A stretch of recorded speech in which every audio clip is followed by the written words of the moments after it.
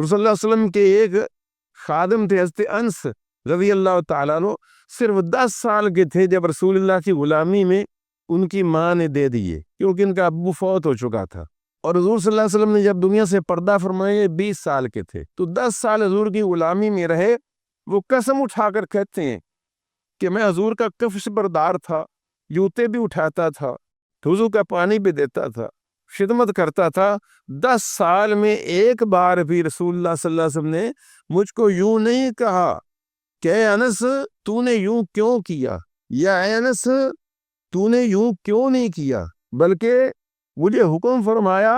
جیسا کام میں نے کیا، اگر درست ہوا تو پسند فرمایا، نہ درست ہوا تو خود درست کر دیا، مجھے کچھ نہیں کہا۔ یہ ہے خلق نبوی، یہ ہے اخلاق نبی صلی اللہ علیہ وسلم جو رحمت للعالمین ہے، اور مومن کو بھی سراپا رحمت ہونا چاہیے۔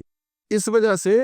حتی المقدور کوشش کرنی چاہیے کہ شاگرد کو بھی، خادم کو بھی سزا نہ دی جائے، اور کبھی کوئی تھوڑی بہت بے اختیاری میں غلطی ہو جائے تو اس کا دل راضی کیا جائے تاکہ اللہ تعالیٰ اس پر راضی ہو جائے۔